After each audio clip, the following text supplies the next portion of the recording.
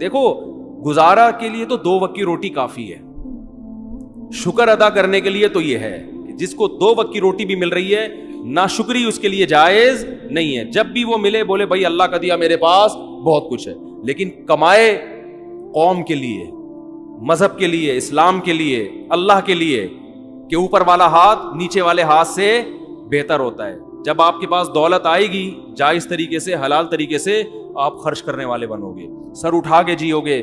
اللہ کو مخلوق کے سامنے غلامی پسند نہیں ہے کہ ابھی اس سے ادھار مانگ رہا ہے, کبھی اس سے ادھار مانگ رہا ہے, پیسے ہی نہیں ہے, یہی نہیں ہے. تو بولو پیسہ بہت ہے بھائی, اللہ کا دیا بہت کچھ ہے, حالانکہ کچھ بھی نہ ہو پھر بھی بولو بہت کچھ ہے, اس لیے کہ واقعی بہت کچھ ہے. جہاں آپ کو 2 وقت کی روٹی مل رہی ہے نا, آنکھوں میں بینائی ہے, سننے کی سماعت ہے, بہت کچھ اللہ نے آپ کو دے دیا ہے, اب رونے دھونے کی اجازت نہیں ہے.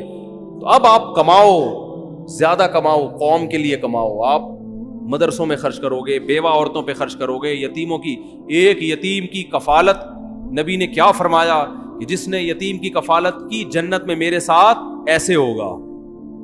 ذهب اہل الدثور بالاجور, صحابہ نبی کے پاس آئے, یا رسول اللہ مالدار لوگ تو اجر میں بڑھ گئے, جتنی نمازیں ہم پڑھتے ہیں وہ بھی پڑھتے ہیں, لیکن صدقات و خیرات تو وہ ہم سے زیادہ کر رہے ہیں.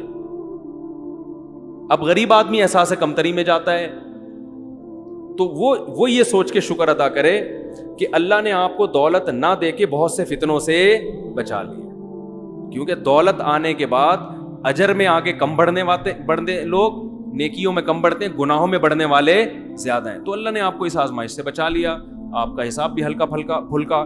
قیامت پہ اللہ پیسوں کا حساب مانگے گا, آپ بولو گے جیب نکال کے دو گے, اللہ میاں کو پیسے ہی نہیں ہے, کس چیز کا حساب لے رہے ہیں. اللہ صبح ایک انڈا بمشکل کھا لیا کرتے تھے, وہ بھی بیگم کی صلواتیں سن کے, تو وہ ویسے ہی گناہ اس کے غریب کے معاف ہو چکے ہوں گے. بیگم نے اتنی سنائی ہوگی, اس کا سر گنجا کر دیا ہوگا, کم بخت جب دھیلا نہیں ہے تو مجھ سے شادی کیوں کی تھی. تو وہ غریب تو ویسے ہی لپٹایا کہاں جائے گا جنت میں. تو مالدار کی آزمائش زیادہ ہے. تو جو آزمائش اللہ کی طرف سے ہو وہ تو ٹھیک ہے, اپنی حماقتوں سے جو آزمائش ہوتی ہے پھر وہ صحیح نہیں ہوتی. تو آپ اپنی حماقتوں سے اگر غریب بنے ہوئے ہو تو یہ اللہ کی طرف سے آزمائش نہیں ہے, بلکہ یہ کس کی طرف سے ہے, یہ آپ کی اپنی حماقت ہے. تو اپنے طرف سے تو کوشش کرنی چاہیے. خیر بات کو جلدی سے سمیٹ کے ختم کرتا ہوں. تو اللہ نے کیا فرمایا کہ تم اکیلے میں غور کرو, تمہارے ساتھی محمد صلی اللہ علیہ وسلم کے دل میں نہ تو لالچ ہے اور نہ ان کو جنون ہے, یہ ان کے برحق ہونے کی علامت ہے. قوم سے ٹکر لے رہے ہیں, مارے کھا رہے ہیں, پتھر سر سے خون نکلتا ہے تو جوتوں میں جمع ہو جاتا ہے, رشتہ دار سب الگ ہو گئے, چچا کہہ رہے ہیں کہ مجھ پہ اتنا بوجھ مت ڈالو کہ میں برداشت نہ کر سکوں. تو یہ بہت بڑی دلیل ہے آپ صلی اللہ علیہ وسلم کے برحق ہونے کی. تو قرآن کہہ رہے ہیں ام تسألوہم اجرن, اے نبی کیا آپ نے ان سے پیسے مانگے ہیں کہ جو مجھ پر ایمان لائے گا تو مجھے زکاتیں لا کے دیا کرے, مجھے ہدیے لا کے دیا کرے, مجھے اتنے پیسے ہر مہینے دیا کرے, اور جس کی وجہ سے یہ بوجھل ہو گئے ہوں. ایسا بھی نہیں ہے. حتیٰ کہ دیکھو ابو طلحہ انصاری رضی اللہ تعالیٰ عنہ آئے نبی کے پاس, بس یہ واقعہ سنا کے بیان ختم کرتا ہوں, کہ یا رسول اللہ, قرآن میں اللہ نے آیتیں نازل کر دی, لن تنالوا البر حتی تنفقوا مما تحبون, کہ تم نیکی کی حقیقت تک اس وقت تک نہیں پہنچ سکتے جب تک محبوب چیز اللہ کی راہ میں صدقہ نہ کرو. یعنی اگر نیکی تو کم چیز بھی صدقہ کرنے سے ہوگی, لیکن اگر نیکی کی حقیقت اور تہ تک پہنچنا چاہتے ہو تو ایسی چیز صدقہ کرو جس سے تمہارا دل اٹکا ہوا ہے. محبوب چیز نکالو اللہ کی راہ میں, قربانی دو. دیکھو جس کو دنیا میں جب ایک دوسرے سے محبت ہوتی ہے نا تو لوگ آپ سے آپ کی پسندیدہ چیز مانگ لیتے ہیں. سیٹنگ میں تو یہ بہت ہوتا ہے, لڑکے بتاتے ہیں, میری اپنی کوئی سیٹنگ نہیں ہے الحمدللہ, کہ سیٹنگ میں یہ بہت ہوتا ہے کہ وہ محبوبہ نے یہ مانگ لیا, اپنی کوئی خاص چیز مانگ لی کہ بھئی یہ گھڑی ہے یا یہ موبائل ہے, اب آپ آزمائش میں آ گئے, اب آپ کو محبت تھی, آپ نے کہا کوئی بات نہیں یہ آئی فون تمہارا ہوا, وہ جوش میں آ جاتی ہے, بھائی یہ ہے محبت. یہ دنیا میں ہوتا ہے, انسان آزماتا ہے. اور یاد رکھو یہ ہمارے ہاں بہت بڑی اللہ کی نعمت ہے کہ اب بھی عورت پہ خرچ کرنے کا جذبہ ہے, پٹانے کے لیے بھی. گوروں میں یہ بھی ختم, گوروں میں عورت کا یہ حق بھی ختم ہو گیا کہ انگریز عورت کو پٹانے کے لیے اس پہ خرچ نہیں کرتا, دونوں ایک دوسرے کو اپنے خرچے پہ پٹا رہے ہوتے ہیں یعنی گرل فرینڈ بھی بوائے فرینڈ کا خرچہ اٹھا رہی ہوتی ہے آدھا آدھا. کمبخت کی سیٹنگ چل رہی ہے گرل فرینڈ سے, برگر بھی وہ اپنے خرچے پہ کھائے گی بیٹھ کے. یہ عورت کا حال ہو گیا ان ملکوں میں.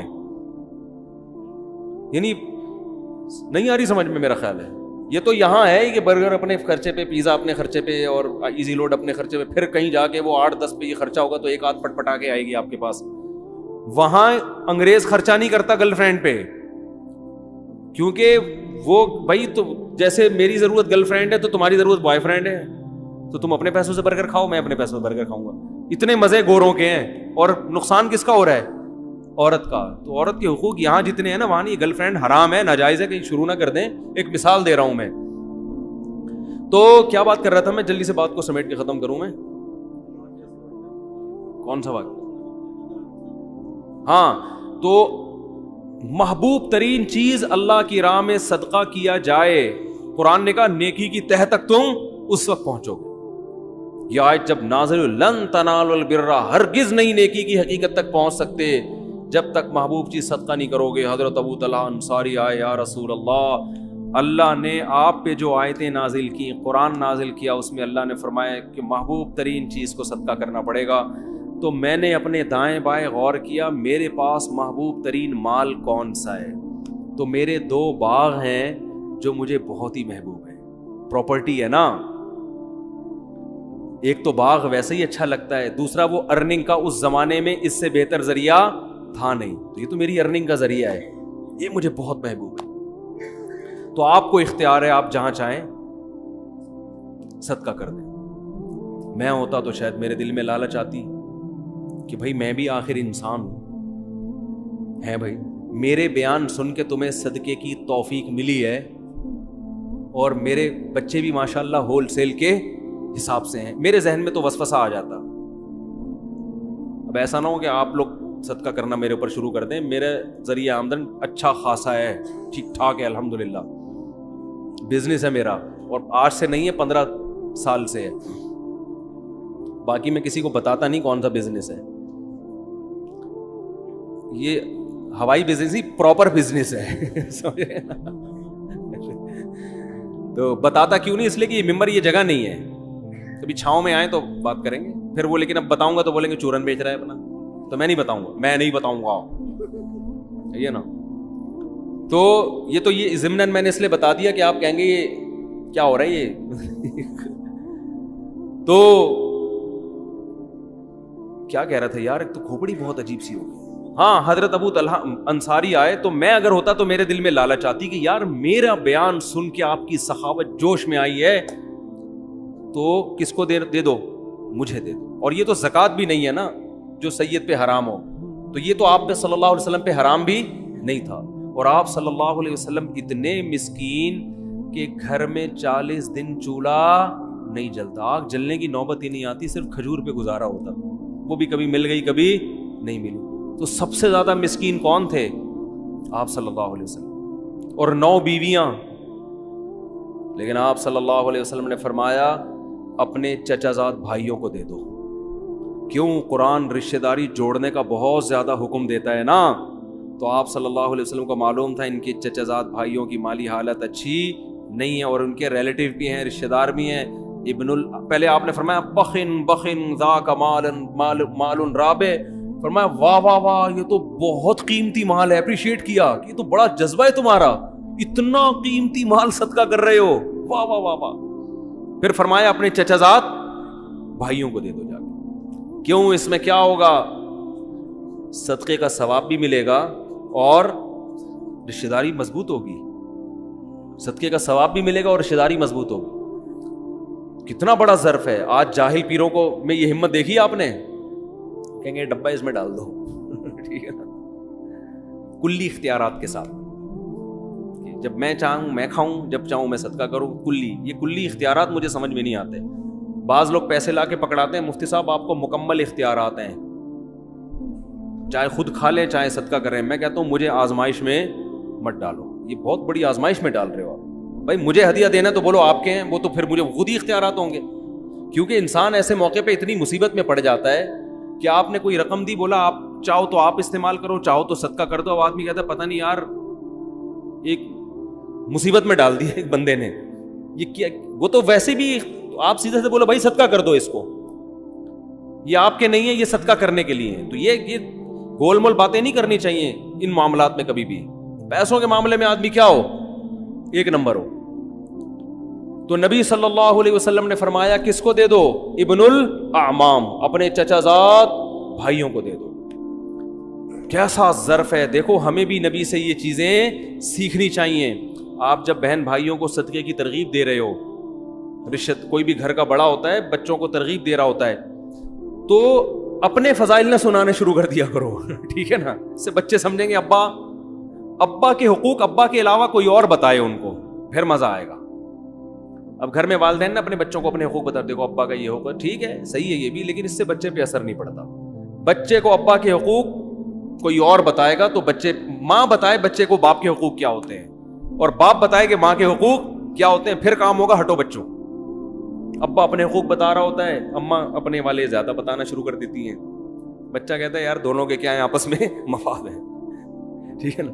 ماں اگر باپ کے حقوق بتائے نا کہ بیٹا تمہارے باپ کا یہ حق ہے, باپ سے کبھی اونچی آواز سے بات نہیں کرنا, اور باپ کی بڑی عزت ہوتی ہے, یہ تمہارا باپ ہے صحیح ہے, یہ تمہارا کیا ہے, باپ ہے, یہ کوئی معمولی چیز نہیں ہے, یہ چھت اس نے مجھے دی ہوئی ہے, اور یہ وغیرہ وغیرہ جو بھی شوہر کے فضائل مستحضر ہوں اس وقت, سوچ بچار پہ غور و فکر کر کے مطالعہ کر کے جو ذہن میں آ جائیں عورت کے اس وقت کہ بھائی یہ اس نے مجھے چھت دی ہوئی ہے, اور دیکھو یہ جو میں تمہیں پراٹھے کھلاتی ہوں نا صبح صبح, تو پراٹھے تو میں کھلا رہی ہوں, لیکن خرچہ کون کر رہا ہے. بچوں کو نا ابا کی احسانات نظر نہیں آ رہے ہوتے, اماں کے نظر آ رہے ہوتے ہیں کہ اماں پیمپر بھی چینج کر رہی ہوتی ہے, واپس دوسرا لگا بھی رہی ہوتی ہیں. یہ نہیں پتا ہوتا کہ پیمپر میں تیل کس کا نکلا ہے خریدنے میں, یہ باپ کا نکلا ہے, لیکن سارا دن کماتا ہے وہ گدھے کی طرح, پھر جا کے پیمپر آ رہے ہیں گھر میں. تو بچہ تو ماں کو دیکھ رہا ہوتا ہے کہ پراٹھا بنا رہی ہے, انڈا کھلا رہی ہے, اور جیم پہ روٹی لگا رہی ہے, یہ کھا لے, نہیں بھی یہ نہیں کھانا تو چلو وہ کھا لے, وہ جو اس کے سب کچھ تیار کر کے اس کو وین میں بٹھا رہی ہے, اور پھر واپس آتا ہے تو گلے لگا رہی ہے. بچہ یہ دیکھ کے سمجھتا ہے کہ اماں کے حقوق ابا سے زیادہ ہیں. تو اماں یہ سکھائے کہ بیٹا یہ پیمپر ابو کے پیسوں سے آیا, یہ جو چھت ملی ہے کس نے دی ہے, تم اتنی عزت کے ساتھ ہو نا, میں بھی اور تم بھی, یہ کس نے دی ہے یہ نعمت, یہ تمہارے ابا نے دی ہے. اور تم اسکول میں جا رہے ہو, وین کی فیس بھی ابا دیتے ہیں, تو یہ سارا خرچہ ابا کا ہو رہا ہے, اور اسکول کی فیس بھی ابا دیتے ہیں, اور تمہیں جو قوم ملی, خاندان ملا, یہ بھی کس کی وجہ سے ملا, ابا کی وجہ سے. پھر مزہ آئے گا. اور ابا الٹا کام کر رہے ہوں, ابا کہہ رہے ہوں کہ بیٹا دیکھو تمہیں تکلیفوں سے جنا کس نے ہے, ماں نے جنا ہے, اور میں تو صرف پیسے دے کے نکل لیتا ہوں پتلی گلی سے. یہ جو صبح اٹھے پراٹھے بناتی ہے بیچاری, کچن کے سامنے آگ میں کھڑی ہوتی ہے اتنی دیر, اور بار بار پیمپر چیک کرتی ہے رپورٹ کیسی ہے, یہی کام آج کل رہ گیا ہے نا. خراب رپورٹ ہے تو چینج کر دو, ورنہ وہی لگا رہنے دو, ٹھیک ہے نا. تو وہ بچوں کی ہگائی متائی کا کام تو پیمپروں نے اپنے ذمہ لے لیا ہے. تو یہ جو چیک کرتی ہے, میرے اندر تو یہ ہمت نہیں ہے. تمہیں گود سے لگایا, تمہیں اپنی چھاتی سے دودھ پلایا, تمہیں تکلیفوں سے اٹھایا, تو باپ ماں کے فضائل سنا رہا ہوں. اور بیٹا یہ جو میں گھر میں تم آرام سے پل رہے ہو, میں سفر بھی کرتا ہوں, دنیا سے باہر بھی ملک سے باہر بھی جاتا ہوں, شہر سے باہر بھی جاتا ہوں میں, تو میں پھر بھی تمہارے بارے میں سکون میں رہتا ہوں کہ انہیں کوئی تنگ نہیں کرے گا, یہ محفوظ ہاتھوں میں ہے, کیونکہ ماں کا آلٹرنیٹ کوئی بھی نہیں ہے.